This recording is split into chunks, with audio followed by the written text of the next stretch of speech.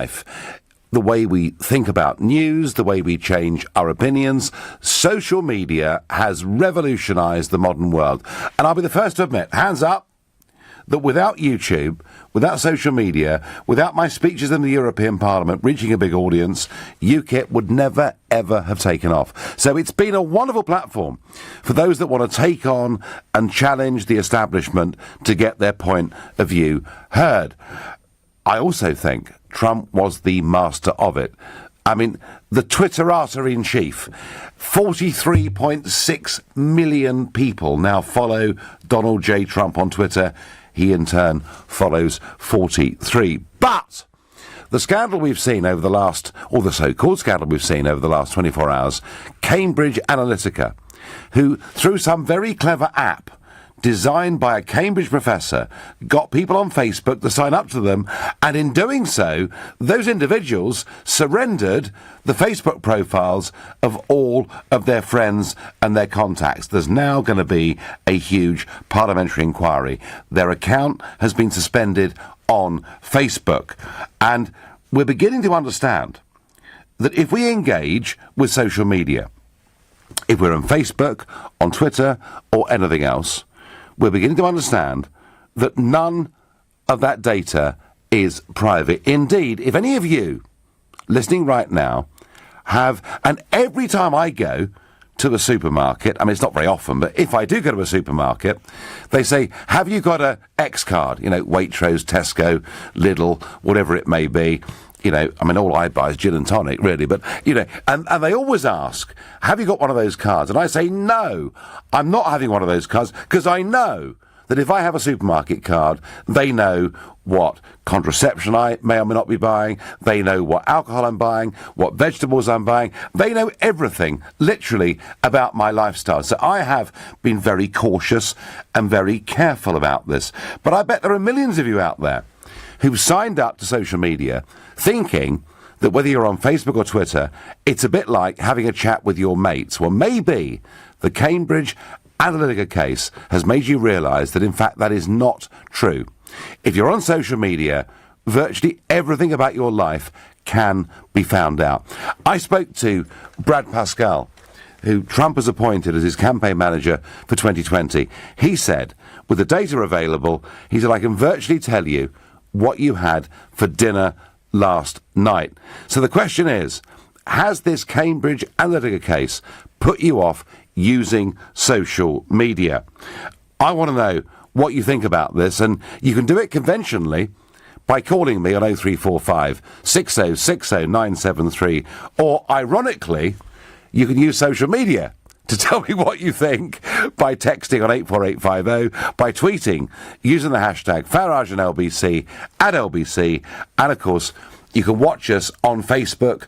We've not yet been closed down, thank goodness, and you can comment there too. For me, social media was the way that I could get arguments around the back of the mainstream media straight to individual people. I think it's been an absolute democratic and social revolution. But even I had not realised really at any point of this until last year, post the Trump campaign, when I realised just how much data about our lives was actually there and available. You know, are you happy when you're signed up to Facebook, you have your friends, that if one of your friends signs up to one of these sites, maybe your details get revealed as well? Now look, have Cambridge Analytica broken the law? I don't know. But let me say this. If they manage to harvest the details of 50 million people, the Obama campaign 4 years earlier harvested the details of 200 million people. So when Obama does it, it's fine and dandy. But when this really nasty man Donald Trump and his associates do it, that apparently is bad. And there is some breaking news on this story. The board of Cambridge Analytica has announced it has suspended Chief Executive Alexander Nix with immediate effect. Now, Channel 4 News last night did a huge profile piece on Cambridge, and the suggestion was they were prepared not just to find data, but to also use honey traps to get politicians from opposing parties into real trouble. Anyway, Alexander Nix, the chief exec of Cambridge Analytica, has been suspended, as indeed has the Facebook account of the company, and Facebook shares yesterday fell 7% on Wall Street. Has this case put you off using social media? Robert is my first caller from Rochester. Hello there. Right, well, first and foremost, most political parties use social media for whatever it is. They do.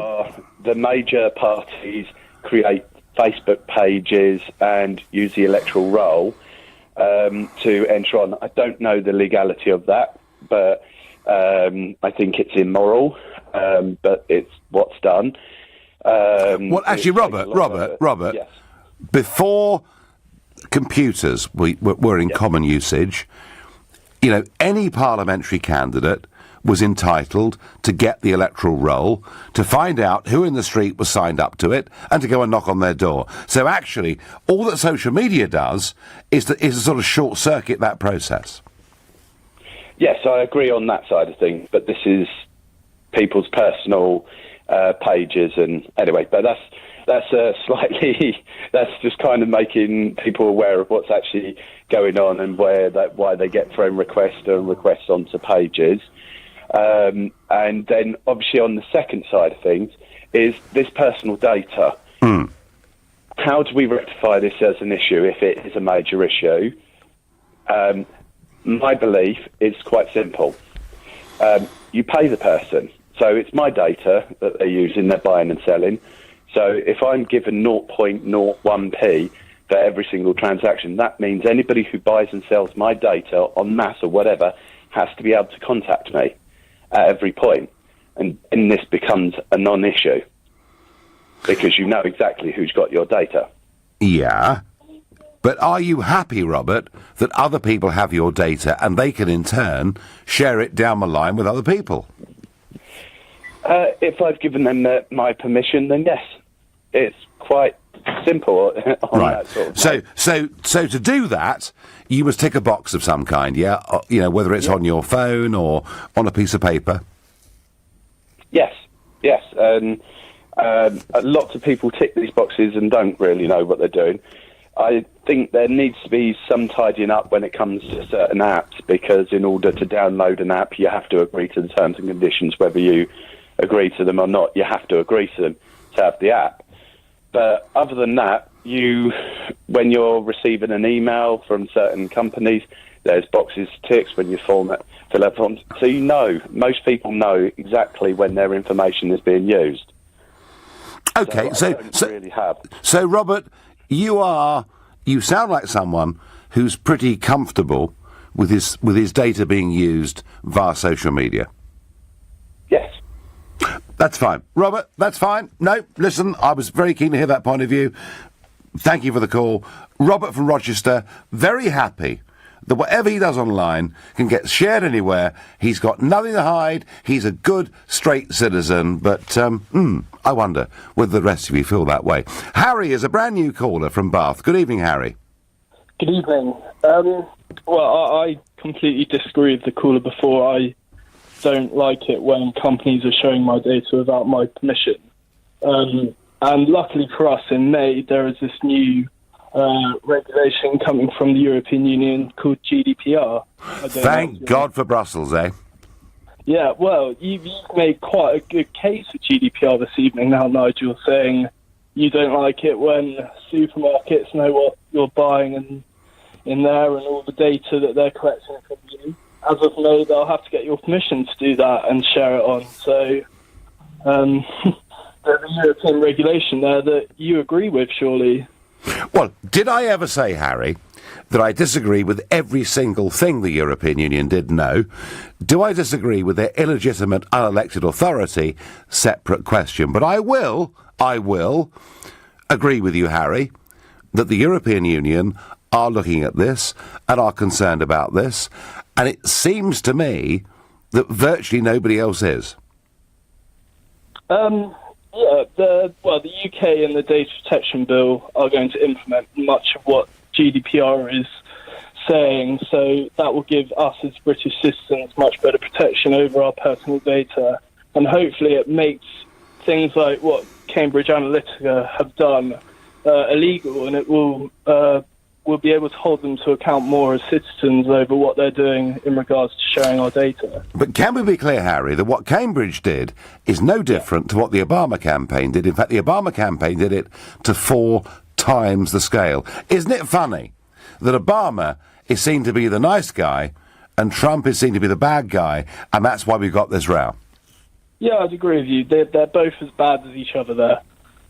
I think that they both, it's the same thing. The media should be focusing on both Obama and Trump, showing how they've both done the same thing and going forward. Yes, and they should. No, they should. Absolutely. But, Harry, let me ask you, if we don't get changes in data law, has the events of the last 24 hours put you off, to some extent, using social media? I wouldn't say it's put me off. I'm just definitely going to be more aware of kind of the permissions that I'm giving and making sure that maybe I take a bit more time to read a privacy policy, but I'm not sure everyone in the UK would actually be bothered to do that. Do you know what, Harry? I've never read the small print in my life on anything, which has led to my downfall repeatedly. Most people live busy lives, Harry. They haven't got time, have they? That's exactly right. That's why we probably need to promote data protection laws a bit better. So, do you know what? I'm understand. actually going to agree with that. I'd rather it wasn't coming from my friend Mr. Juncker, but I think actually some improvement on data privacy laws on the internet are now needed. Me, Nigel Farage, calling for more regulation. It's a funny old world. You're listening to the Nigel Farage Show, exclusive in LBC. It is now 7:15. Nick Ferrari at breakfast. Neil Basu is the Metropolitan Police Assistant Commissioner. We now know that the man who was found guilty last week of attempted murder on the Parsons Green Tube indicated to the border force that he might have been trained with or had sympathies with IS. He's then referred to the prevent programme. It should never have happened. What we've got to make sure is that we've learned the lessons from that. You see this time and time again, that it's the communication between agencies that needs to improve. Nick Ferrari at breakfast. Every weekday morning from 7, only on LBC. If you own a Swiss watch and it's time to sell it, speak to watches.co.uk. The whole process runs like clockwork. Rolex, Patek Philippe, Omega and more. It only takes a couple of ticks and we pay immediately. Or if you just fancy a change, we could take yours in part exchange. From time on your hands to money in your pocket, it couldn't be easier with watches.co.uk. The pre-owned Swiss watch specialist. It's the last few weeks of the Curtain Factory Outlet's massive relocation sale at 269 Ballards Lane, and everything must go.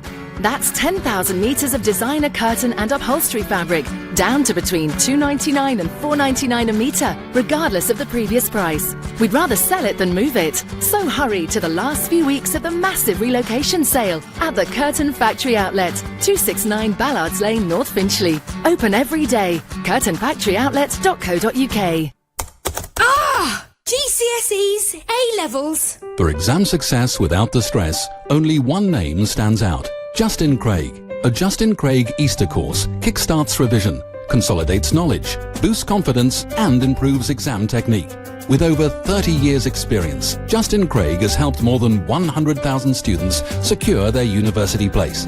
For Easter revision course details, visit justincraig.ac.uk. Justin Craig. Just in time. Poonam runs Holy Cow Home, an interiors store that sells unique handmade and fair trade furnishings. When I first started my business, it was key for me to be able to take payments in different forms, and that's where Sage came along and helped me put something together. Accounting, payroll and payments. Sage Business Cloud takes care of it all. Get started today and see what Sage can do for you. With Sage, it's easy to take payments both in my store and online. Visit sage.com/get started. Be Sage. Build on. It's in my hair, my eyebrows, it's even up my nose. They make painting look easy on the telly, but let me tell you, it's not. The wall looks like it's been finger painted by a giant child. Who's going to rescue this?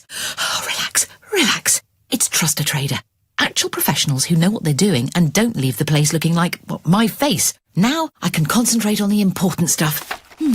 Whispering peach or dirty mayonnaise. Visit trustatrader.com. I I think the job of being a teacher is so rewarding in so many ways. The connection between you and the whole class, that's still unbeatable. When my pupils are successful, it feels incredible. I think the greatest thing for me is seeing the pupils that I teach love the subject as much as I do. I don't think there's any other job where you get the same satisfaction. That's why I chose to teach. You could get £26,000 tax-free to train. Search Applied to Teach. Selected subjects only, subject to eligibility. The Nigel Farage Show on LBC. Social media, our contacts, it's all in the news. The Cambridge Analytica case, the fact that Facebook are now in trouble, and it turns out you can sign on to some app and they can access the details, not just of you, but of your signed-up friends on Facebook. And I'm asking you, has this case put you off using social media, or is it all simply anti-Trump hysteria? Because Cambridge Analytica say they were heavily involved with the Trump campaign. I'm not sure they were, but that's by the by. I'm going to go to Ian in Beaconsfield. Ian, good evening.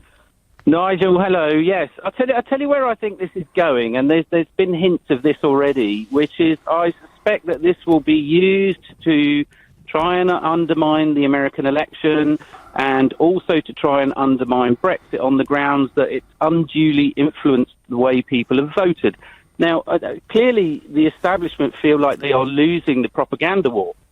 And I wanted to make a couple of points, basically, which is, the manipulation of the way people think is nothing new. And Facebook have actually admitted to doing experiments, they called it, but it's probably large scale as well, to influence the people's moods by filtering information that goes to their feeds. And furthermore, our own government have been guilty of this as well. And it was set up by something called 77th Brigade. And it's an army unit, 1,500 strong army unit that Mr. Cameron, lovely man, set up to what he described as influence the hearts and minds of the people. And it's specifically directed to manipulating data and the way people think on Facebook. So, this is nothing new. And if the establishment try and use this to undermine the way we voted, we can throw that back at them and say, well, look, you've been doing this for several years. So isn't Ian, isn't Facebook and Twitter just an updated, quicker version of what's always happened in elections for the last goodness knows how long? It's propaganda all round. I mean, look at the right-wing press. I mean, the nonsense they print. They print whatever they want you to try and think, basically.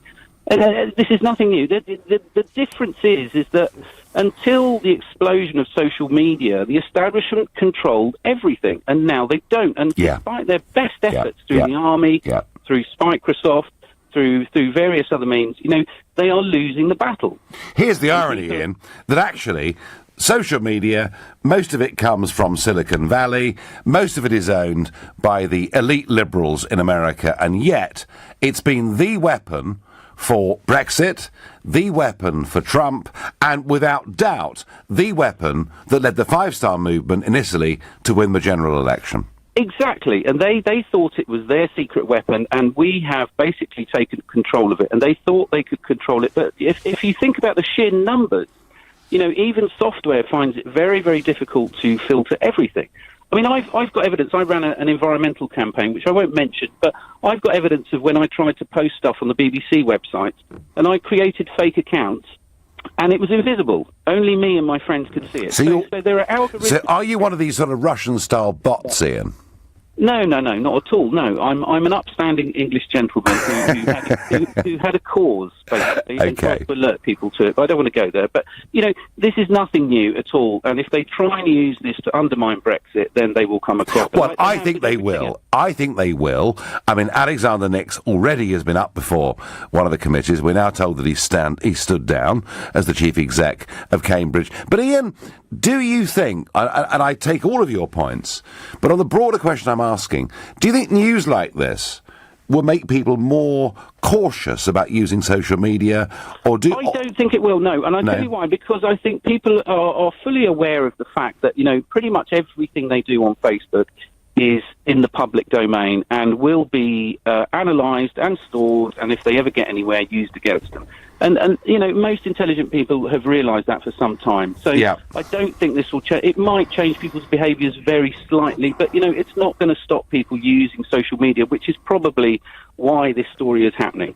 Yep, OK, Ian, thank you. Points well made. And a plea now from me to young people. Please, please don't put on Facebook or Instagram or Snapchat or anywhere embarrassing photographs of yourselves. You may think age 17 it doesn't matter, but this stuff could live with you for the rest of your life. Please, don't think social media is you just talking to your mates. It simply isn't. Now, I've got a phone call now. Talk about long distance. James, who is from Kataya in New Zealand. Good evening, James. Or is it good morning over there? Yes, good morning, good morning. Good morning, James. Good morning. Now, what on earth has motivated you to call from the other side of the world? Oh, well, I normally listen to you pretty much most of the time, but obviously because of time zones, it makes it very difficult because I'm at work to give you a phone call and say my peace of mind. Well, you're very welcome, James. So we've seen the Cambridge case. We've seen how data gets harvested and used on the internet. I'm not shocked by it. I'm not surprised by it. But I'm guessing a lot of people perhaps are. Do you think this case is going to put people off using social media, James? I think what the case is going to do is highlight to some people the dangers. Because when I was in the UK, I used to work in trade union and I used to deal with a lot of people and a lot of cases which people never realised that it was coming to the workplace environment was actually social media. And I had one case where I had this young lady, she had just gone for university and she was trying to get a position as a teacher and we couldn't, she was saying to me, I can't get a job. And I couldn't understand why. And obviously we asked for feedback from schools and stuff. And they'd say there wasn't an issue, but because of other reasons, which we won't name, we won't take her on.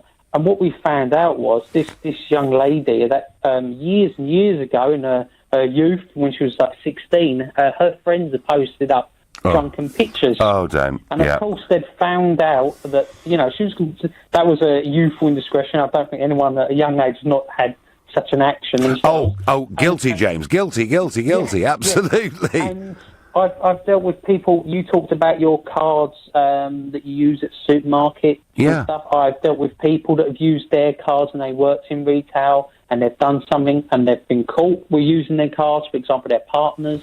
People don't realise that this amount of evidence can be used against you. And my biggest fear, Nigel, is when will it go from a company's looking and going, oh, that person's had a drunken picture, I won't like you too. Oh, actually, I don't like that political view. He's a conservative or he's a liberal. And that's my fear. People don't realise it's not what's happened today. It's where are we going to go in 10, 20 years' time. Well, James, I made a plea, before you came on air, I made a plea to young people, please be cautious what you post on social media, because it can last forever. But do you think, James, and you're obviously concerned about this, do you think this case will make people be a bit more reticent about using social media? No, I don't think, because the two biggest issues with this is that, of course, you can be careful, but a lot of things that I've dealt with, it could be your friends somebody or else does it. And two, just quickly, when it comes to, you talk about EU looking at putting data protection, remember, data protection doesn't protect you if servers are in a different part of the world. Of course. Listen, anything on this to be effective would need to be a global agreement. The EU on their own can't change a blooming thing. But I do, James, even as the biggest Eurosceptic that's ever lived, I do think on this they may be right at looking at this area. James, tell me finally, how is life in New Zealand? It's great. Good. I made a good decision and moved. I did vote. I did vote on Brexit, and so you voted Brexit and left us? I did, and I always get criticism for it. But well, you're going to get some from me as well. You should have stayed and helped us make a success of it. Nigel, I voted since I was 18. I've always voted. and I felt that it was my right to still vote because at the end of the day I want to see the best for the country, and that was my decision. OK, well, listen, enjoy life in New Zealand, and thank you for your call. And James there, who is concerned about what happens to our data and thinks people need to be a little bit more cautious. Katie says, I've been uncomfortable with social media for years. Now I've deleted many of my accounts. I've never looked back and value the detachment. What Cambridge Analytica should have done makes us all deeply concerned. Social media sites need more regulation regarding how they use our data. And Katie, I have to say, I'll say it again, I'm generally a free marketeer, but I begin to think that in this case there needs to be some new resetting of the global rules. I get on text. It's important to remember that Facebook is not the product. The users are the product. It's a free service. Why are people surprised?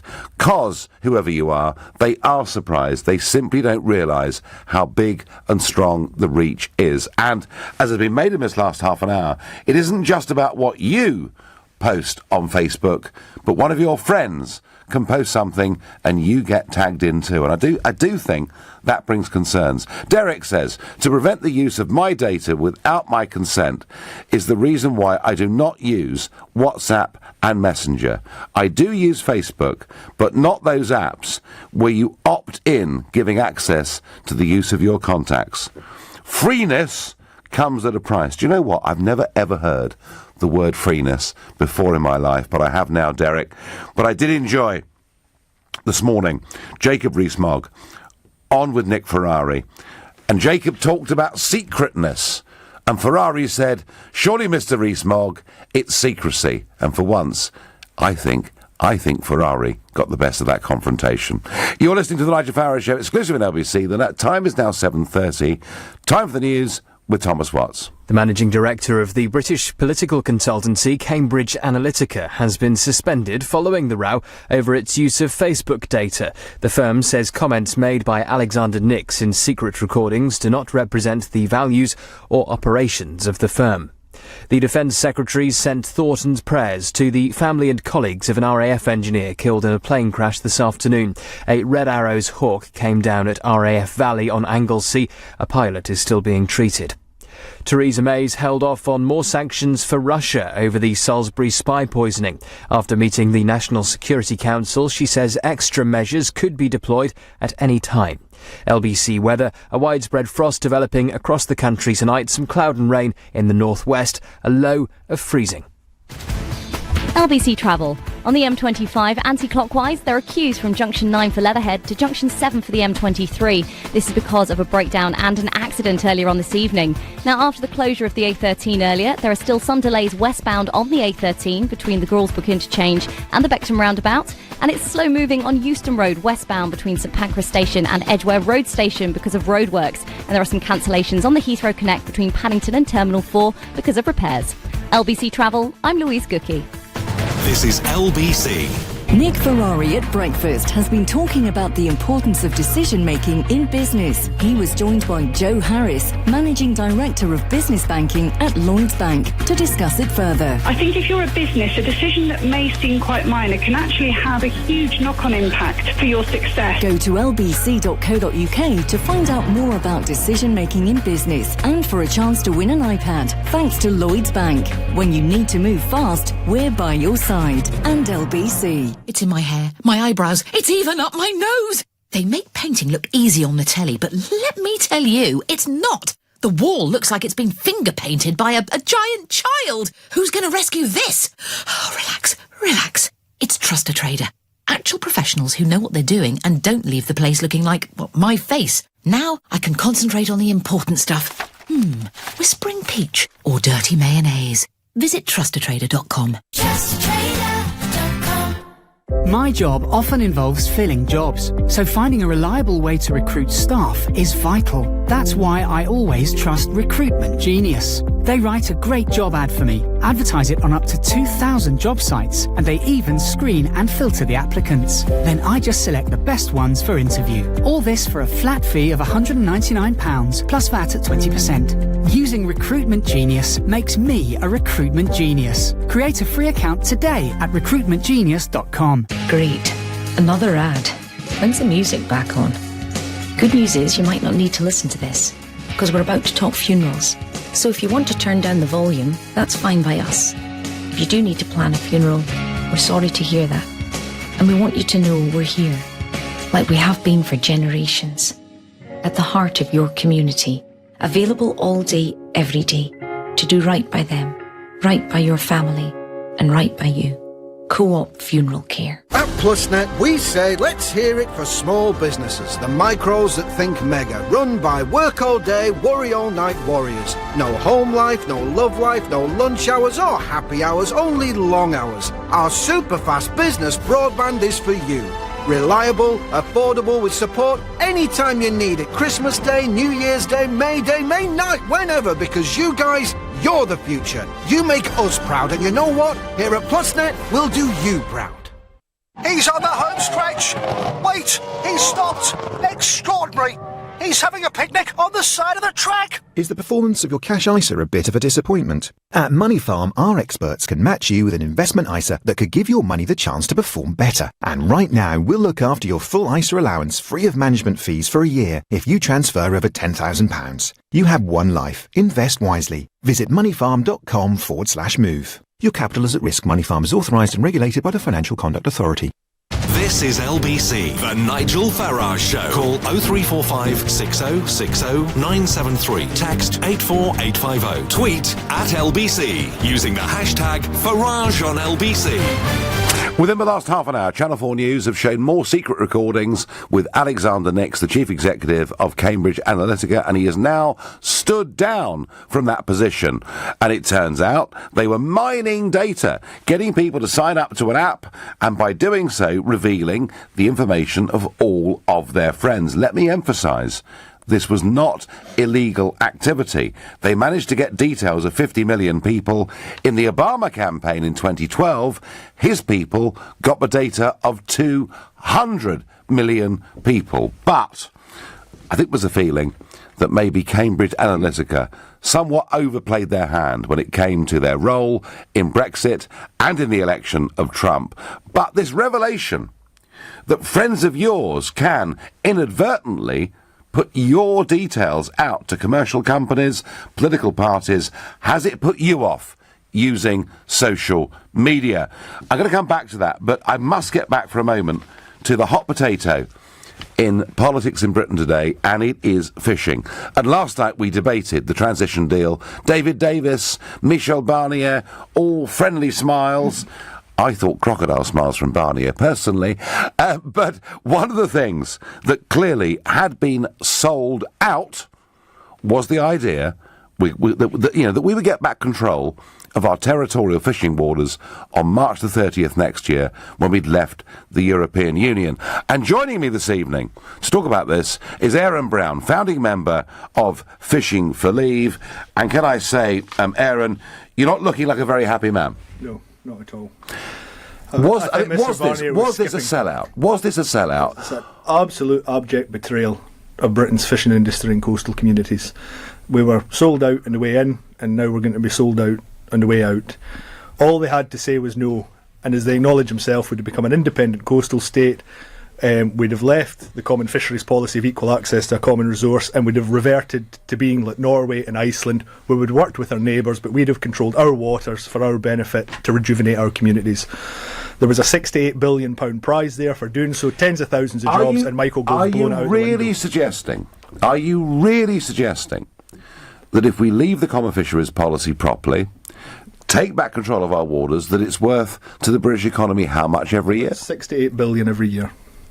6 to 8 billion sterling. By the time you take the value of fish that we catch, double that for the 60% of resources the EU catches in our waters, and then you multiply it by about a factor of 4 to take quayside value to processed, and then obviously you've got your shoreside ancillary bases, welders, painters, shipwrights. Sir Bob Geldof, are you listening? Yeah. Because you abused me when I was part of that flotilla up the Thames. I'm going to try and get you in one Sunday morning with Sir Bob Geldof to debate this. But, OK, you know, Brexit is a difficult, complex process. The government, and I'm taking their side for one moment here, just to be fair and to be devil's advocate, whether I believe it or not, but they are committed to getting us out of the European Union, to leaving the Treaty of Rome, and that happens on March 29th next year. So an argument, Aaron, could be made that the reason they're making all these so-called concessions is to make sure we leave, and then, once we've left that treaty, they might start standing up for the national interest. Now, Michael Gove, today, who is the minister in charge of all of this, was speaking in the House of Commons. Did he give you optimism that the prospects are that at the end of 2020, once transition's over, we will get back control of fisheries? Not at all. I watched that debate. He basically resorted to a smokescreen of blaming other parties that they'd also sell fishing out. Well, who's the pot and who's the kettle? They gave no assurance that we'd be out. The problem isn't that we leave with Article 50, which gives us a clean slate, the treaties cease. They put us into a new internationally binding treaty, which will be called the Transition Treaty. And our huge worry is that this will end up going on in perpetuity.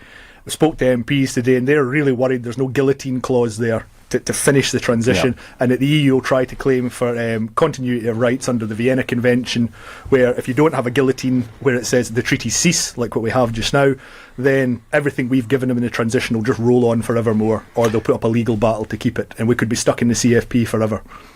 Now, there's rumours about some sort of protest tomorrow, maybe even the double-breasted Jacob Rees-Mogg involving himself in a protest, which sounds very odd. What do you have up your sleeves for tomorrow? Well, tomorrow we've scrambled at the last minute, obviously, with this betrayal coming out of being surrendered, and a boat from down the Thames estuary is going to come up, meet up with MPs and the media, and we're going to go up to outside Parliament and bring the problem, or the abject failure of the common fisheries policy, the most graphic one, which is where fishermen have to discard half their catch to find what they're allowed to keep.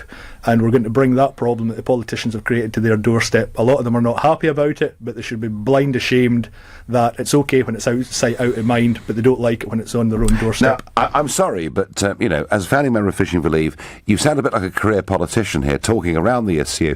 Are you suggesting that you're going to be throwing fish into the Thames tomorrow? Absolutely. We might throw them off the windows as well. Right, so this is almost like the French farmers who stand up and protest. I think the British people have got to stand up now and speak, because we've been sold down the river here to Brexit in name only. Conservative MPs who are going to have to sell this on the doorstep really have to think hard of they're going to put party before country. And the main thing is with this discard thing that we're looking to highlight is, some people say, oh, well, darlings, it's okay, the transition's only 21 months, you can suck it up. We can't. The problem with the transitions, we're not frozen in time. The EU, we have to obey all EU law, including new law. They can bring in detrimental legislation to try and kill our fishing industry, this ill-founded discard ban being one of them. And what will end up happening is they can wipe our fleet out and then claim the fish we can no longer catch ourselves, because under international law, if you can't catch your own resources, you have to give it to your neighbours. So the EU has every reason to try and kill the UK fleet. I have to say, that is, folks, the most pessimistic view I've heard of Brexit so far, perhaps with some justification, and we will see tomorrow something that I don't think I've seen in my lifetime. Direct action. I mean, we may have seen it in the miners' strike, but that's 35 years ago nearly. Direct action from the fishing industry on the Thames tomorrow. They are going outside Parliament to chuck dead haddock into the Thames. I'm guessing we'll return to this story tomorrow evening. Aaron Brown, I'm not allowed to support direct action of this kind, but I'll be watching tomorrow with great interest, and I thank you. Thank you. So returning to the theme. Cambridge Analytica, your data, a friend of yours signs up to an app, and suddenly your data is owned by a company that wants to profile you politically for the elections. Does that put you off using social media? I'm going to ask James in Sunderland that very question. Hi, Nigel. Good evening, James. Good evening, how are you? I'm well. So do you spend your entire life on social media, James? No, quite the opposite. I just try and keep away from things like Facebook and stuff. Because I know I work in IT. I've been in IT for like 30 years. And way back then, they knew that data was gold dust. They have been collecting this and storing it. And analysing it and selling it all these years. I mean, we are part of the ether of the internet. Our statistics, our data, even if we opt out, it's never going to disappear. Always going to be there. Do you think, James, I mean, you work in the industry, but do you think most people who was late teenagers or mid-teenagers sign on to social media, do you think they realise the extent to which this information gets used? That's the thing, Nigel. That's the thing. You get this opt-in or opt-out. Yeah. So then, say you opt in when you're 17, can you opt out later? I'll tell you the answer. No. Once you've opted in, any time, even accidentally, you're in. That's it. There is no opting back out. And going back to the data analytica thing. Yeah. With the Facebook. Wasn't there a study just done just a few years ago that says we were only 7 levels away from everybody else? So 7 friends. Oh, well, that actually, James, that theory existed before the internet. That there were that you were only ever 7 relationships away from somebody else somewhere on the planet. That was always the great theory, wasn't it? But I just say one other thing about social media. These companies suck up this information. So things like, I don't know if people have heard about this, but variable pricing, depending on what you've looked at before, and so maybe that's a bit expensive, or they will change the price, and they can do it now. Yeah. Are they doing it without our permission? Do we know? James, the key point you've made on this phone call, and it really is, I think, one that everyone should think about. Once you've opted in, it's too late to opt out. And that's from James, an IT specialist from Sunderland. Thank you very much indeed for your call. And I can see all of this. I know where this is going. Cambridge Analytica. It'll be used to say that Brexit was illegitimate, Trump was illegitimate, and Pat on text gets it absolutely back on the money, in my view. She says, "Hi, Nigel, isn't it funny how Remainers say Leavers were influenced by social media, but in the same breath say we are too old and illiterate to know how to use it." I love that. You're listening to the Nigel Farage Show, exclusive at LBC. The time is now 7:45. Coming up at 8 on LBC, Clive Bull. Donald Trump says drug traffickers should face the death penalty. Is he right that getting tough is the only way to win the war on drugs? Clive Bull on LBC. LBC's Sheila Fogarty has been looking at child protection and how something you notice and report could help a child or young person get the help they need. You don't have to be certain to report it to your local council, NSPCC, or the police. One of the key things is that safeguarding is everyone's responsibility. So that's professionals that are working with children, but also just people in the community. To find out more about child protection with the Department for Education, go to lbc.co.uk. Hi, I'm Paul Devin, CEO from WG for Business, a single source solution for office supplies, furniture, print and business services.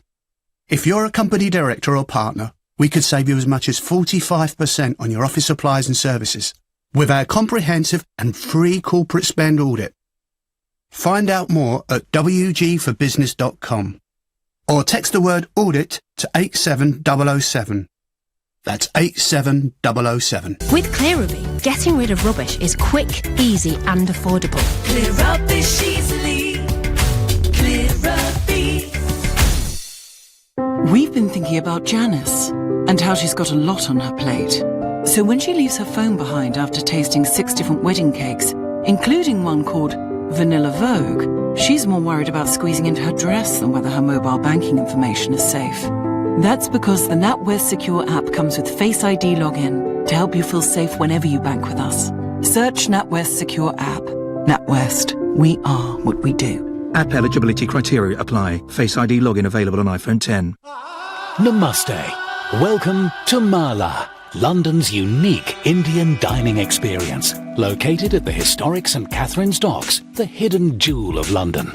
Marvel at the authentic antiques, murals and paintings from India's rich history. Then enjoy the finest Indian cuisine, traditionally prepared with recipes that have been handed down through the centuries. For a truly authentic taste of India, visit malarestaurant.com. £1 could buy you a mouthful of lager, or about 14.5 chips.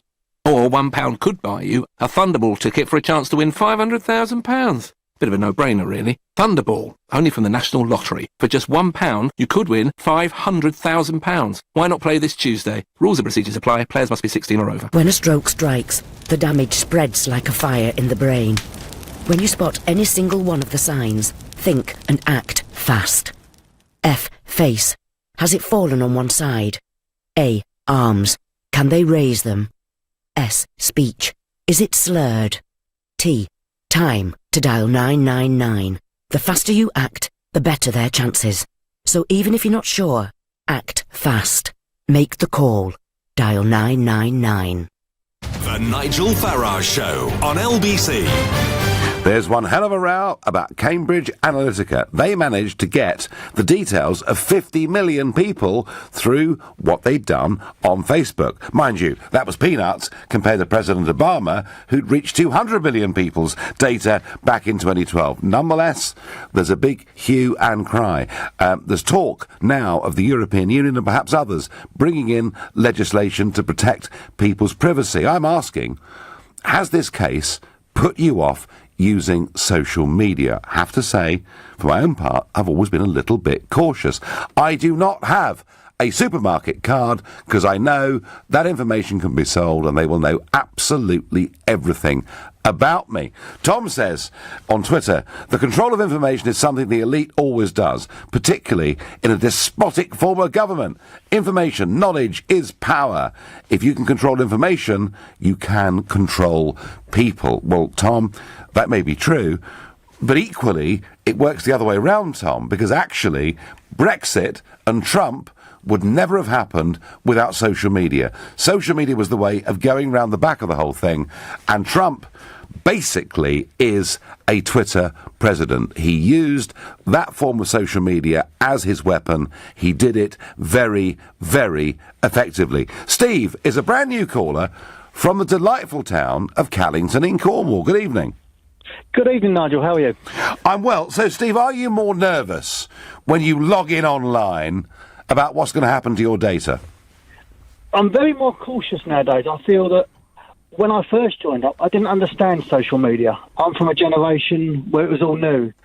So we would tick boxes just to get online. We didn't understand what we were signing up for. And I think it's not so much what we do then, it's how it's going to affect us all in the future. I think at the moment we're finding a scapegoat by using the Trump or the Brexit as an excuse to try and look into it. Those things have happened, and social media played a great part, which is a good thing. It did. No. Steve, in terms of social change, political change, there's no question that these new forms of media have been absolutely decisive. But, Steve, we had a caller before the break. You may have heard him. He said once you've logged in, once you've signed on, you can never sign out. And you're saying you did that without full knowledge of what it meant. Exactly. I think from my generation, these things never existed. I think the younger generation have got a greater idea now of what's going on than we give them credit for. And I think when we say to them about what they publish and what comes back to haunt them, they have a better idea of social media than we could ever have. And I think it's their generation that are the ones that are going to control it going forward. Well, the generational gap, Steve, is huge, isn't it? I mean, nobody over 40 can even use a mobile phone to take a photograph, in my experience. They have terrible trouble doing it. But you ask a kid of 7, and they've got no trouble at all. But, Steve, are you concerned? I mean, I'm sure you live down in that lovely town of Callington, where I've been and campaigned, actually, politically, a couple of times. I saw you. But, 2013 I was there. We had hundreds in the town hall. It was a great evening. But I'm sure you live a very blameless life down there in Cornwall. But are you concerned, now that you're signed up to all of these things, that someone somewhere is doing a social and political profile of you? Yes, I mean, I'm very cautious of what I actually put onto my social media account nowadays. If you look at my Facebook, I very rarely post on there now, on the simple fact that I don't want anyone to gain my information. I'll only ever put on there now what I want to get out for other people to know. So, Steve, let me ask you, why do you keep the account if you're as sceptical as that? Because I find it's a great way of sourcing. Where I live is quite remote, so I use it as a way of networking, communicating with my friends, as a simpler way of doing it. So therefore, the account is one thing. With Facebook, for example, you get the messenger that goes with it. So you can use Messenger as a tool, which gives you access to free calls, free messenger, etc. by using the app. So you only use the messenger part of it without using the Facebook. Okay, but you are now, Steve, you are now more cautious about what you say and what you do on social media. Exactly, yes, very much so. I think, do you know what, Steve? I think you're a wise man. I do honestly think you're a wise man. I thank you very much as a first-time caller to this show for making those points. I'm going to Lewisham, to Patrick. Patrick, good evening. Hello, Nigel. Great to speak to you. Great to speak to you. So, come on, Patrick, do you tell the world your whole life on social media, or are you going to become more cautious? Well, Nigel, I think it really doesn't matter so much what you put on Facebook or what you don't put, because I'll tell you why. What happened in December 2014, Facebook sent a letter to everyone. I was one of them because I use Facebook. Yep. And in that letter, it stated that by using Facebook account on your device, you give permission to Facebook to look into the files on that device, which is being used for Facebook, and to pass that data to third parties. So if you use Facebook from January 2015, which I don't on my private device, Facebook has access to all the data on the device on which Facebook is being used. Okay, Patrick, do you think that policy was honestly sold to Facebook users?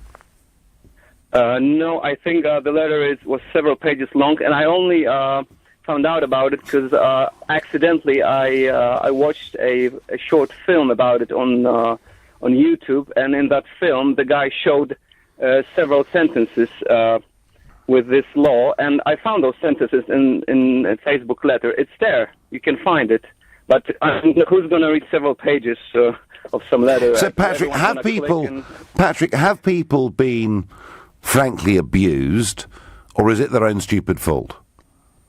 I don't know. It's a tough question. I accept it's a very tough question. But I mean, who reads page after page of small type before signing up to anything, frankly? But you know what's interesting? I told all my friends about it, and no one really cared. They still use Facebook on their device. I don't, but they do. So even they know about it. They know that Facebook has access to all the data on their computer. If they use Facebook on their computer, they still use Facebook. Patrick, would you advise, Patrick, younger people to be a bit more cautious what they say and what they post on social media? Not only what they say, but just to use Facebook. If you use Facebook, Facebook has access to the device, to all the data, everything you have on your device. Yeah, it's actually rather scary, isn't it? Well, yeah, I think so. I do too. Patrick, you're a star. Thank you. Tina says, I think the young ones will post anything online and not realise how many are actually viewing it. Well, Tina, it's not so much how many are viewing it, it's how many will view it in 10 years' time when they go for that key job interview, and people are being damned by what they've posted as rash youngsters on Facebook. I have to say, at my age, I'm very, very pleased Facebook did not exist when I was younger. Otherwise, I could never have had a career in politics. Of that, there is absolutely no doubt. Adam says, social media is the only tool against the biased, liberal, left-wing news channels in the UK. Now Fox has been blocked. Adam, I get it. Look, I have used social media. I have the only political figure, current affairs figure, in the UK with bigger numbers than me is Jeremy Corbyn. I'm second to Jeremy Corbyn, but I have a higher level of engagement than Jeremy Corbyn. So I'm one of those people. I've ridden that social media wave. I've used it absolutely in every way that I possibly can, but I'm very, very cautious what personal information about myself would appear there. And my final caller on this subject is Joe, who's calling from Surbiton. Good evening, Joe. Evening, Nigel. I want to speak to you. Thank you for your sacrifice. My sacrifice? Well, thank you for that. So, Joe, I am one of the biggest beneficiaries you will ever speak to of social media. I've benefited from it, but I'm nervous and cautious about it, and I think the Cambridge case shows us why perhaps we need some rules of some kind. Well, I certainly agree that there must be some rules. I think there are things that need to be looking at. The internet is very new still. If you look at technologies that human beings have developed over the eons, and the regulation has to come. your freedoms on the internet, I'll count them. They might be somewhat decreased before your days on this planet end. And it's not just Facebook. There's YouTube. There's every supermarket.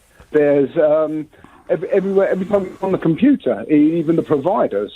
I'm not a private person myself, but I do want the people who can see my things and what I get up to and what I say to be trusted.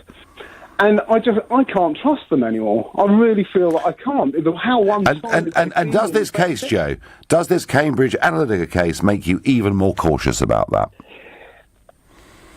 It does and it doesn't. Okay. I kind of felt that it was happening because I'm not a massive user of Facebook, but I do go on YouTube as my main source of just entertainment. Well, Joe, I've got to tell you, we've run out of time. Be careful out there. I'm back tomorrow night at 7. At 10 tonight is Ian Collins, but up next, it's Clive Bull. Nigel, thank you. And we'll talk a little bit more about all of this later on and ask how bad is this for Facebook as a business? And also, how do you delete your account? We'll talk about that a little bit later. Also at 9, the Health Hour, Dr. Sarah Jarvis joins me